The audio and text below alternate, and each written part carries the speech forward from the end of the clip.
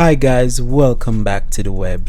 So in today's segment, we're going to look at a fresh, unread piece of article. I have not read a dose of it. So this is all fresh to me, and it should be fresh to you guys as well. I prefer having my channel that way instead of having it completely scripted. I do have some parts that are scripted. In order to script the channel, it takes a lot of time.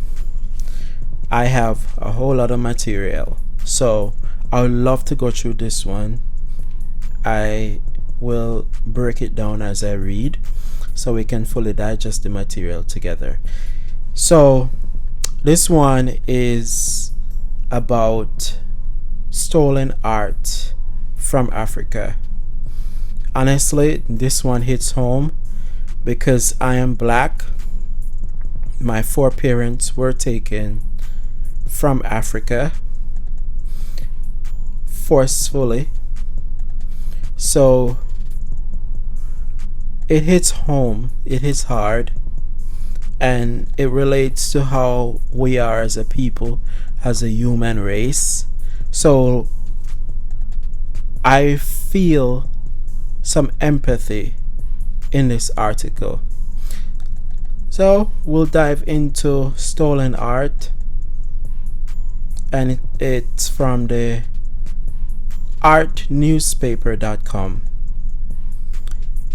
Britain stole the royal sacred Benin Bronzes from Nigeria. So why is Germany leading their return? Germany's plans to return the artifacts are just the beginning of a necessary undoing of the art world's white infrastructure. This article was done by Don Hicks from the artnews.com on the 23rd of March 2021. And this is start off with a quotation. Colonial history, told by British historians, is a glorification of inhuman conquest. The artist Victor Hickhammenor wrote on Twitter over the weekend. Rumors were beginning to circulate that Benin Bronzes may not be displayed at Berlin's new Humboldt Forum, and steps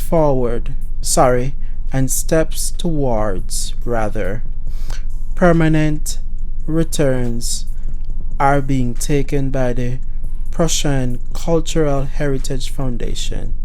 As the news spreads, this comment by one of Nigeria's leading contemporary artists should give European museum curators pause for thought.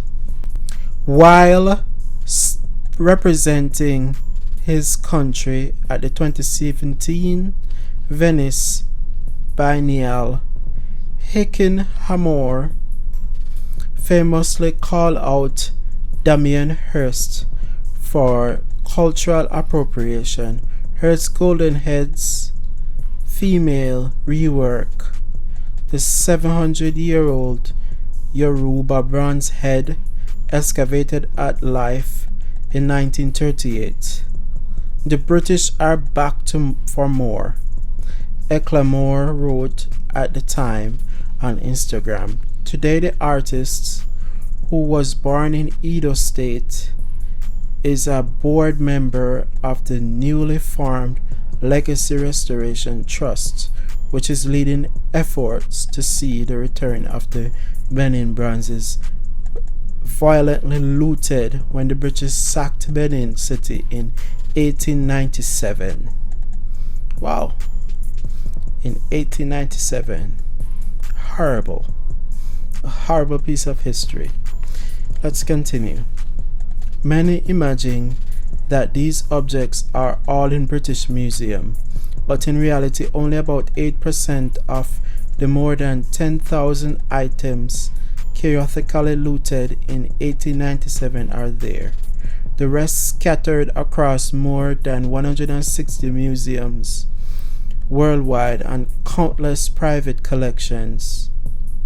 The news that a German official has traveled to Benin City to discuss returns of Berlin's collection will catalyze discussions among curators, trustees, communities, and stakeholders at each of these museums, including the 45 in the UK and the 25 in Germany.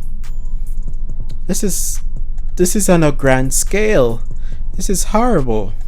This shouldn't have happened. So people have private collections and they're in museums worldwide, approximately 160 museums worldwide. This is horrible. The prospect of the restitution of royal and sacred artwork taken by the British being led by a German museum is striking.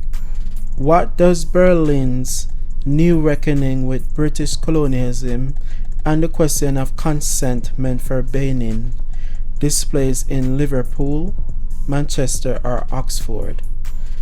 The Netherlands recently committed to return stolen objects in national museums' former Dutch colonies. But what of the Benin Bronzes in Leiden or Amsterdam? French President Emmanuel Macron has overseen returns to Senegal, Madagascar, and Benin. But whither the Nigerian bronzes in the Moses du Quai Branly. That's French, guys. I really am bad at pronouncing that. As such questions are asked, the publication of Benedict Savoy's important new book, Africa's Kampf seine Kunst. Bear with me. Okay, this pronunciation is off the chains. Adds important perspectives. Savoy documents how after 1960, the year of Africa, when 17 former colonies gained independence, African intellectuals and politicians from Lagos and Kinshasa to Paris called for returns, emphasizing the significance of culture beyond any Western framing of universal art. She also traces the scale of sustained resistance of European officials against African restitution over decades. The art trade was irritated and museum staff groaned. Savoy writes, recalling the comment by Stephen Waitzoid, the director of Berlin's Staatliche Museen, Perususcher Klobrutsk, in an interview with Der Spiegel in 1979, that it would be irresponsible to give in to the nationalism of developing countries. So basically, African countries were pressuring European countries to give their art back. It's kind of wrapped up in a lot of French and quotations. So let's skim through. All right, let's go through this. The legitimacy of such universalist claims of the colonial museum is fading. But is that resistance? And what Eclimanor calls the glorification of inhuman conquest, still with us in new forms. The risk of strictly limited performative returns and art wash enduring inequalities and institutional racism. The risk of Herstian cultural appropriation, this time in the form of giving back and seeking to take some kind of moral ethnic credit. The risk of scramble for decolonization led by press officers a strange echo of the scramble for Africa catalyzed from Berlin in 1884. The Colonial Museum is still a weapon, a time bomb that must be diffused over years, not weeks. As the 125th year anniversary of the Berlin expedition in 1897 in February 2020 draws closer, there are signs that permanent, unconditional returns may begin to happen. Museum curators need to foreground and learn from the perspective of those Nigerians who, like Victor Ahikamenor, are involved in this redoubling of efforts for returns. For us Europeans, restitutional may be just the beginning of a wholesale dismantling of the white infrastructure of our colonial museums and art world. If so, any such dismantling must extend to colonial glorification and colonial appropriation in all its enduring forms. Guys, I just butchered the words.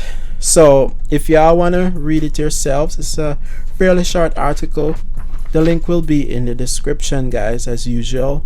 So here on the web, I especially love to read fresh material and to present it to you guys in an informative manner and somewhat fun way as I butcher these words. But the long story short, basically Europeans are being pressured by African institutions and other institutions across the globe, community leaders, etc., to return African art and artifacts to Africa where they belong, where they're originally from. Thank you guys so much for listening, and I see you guys in the next one. Peace out.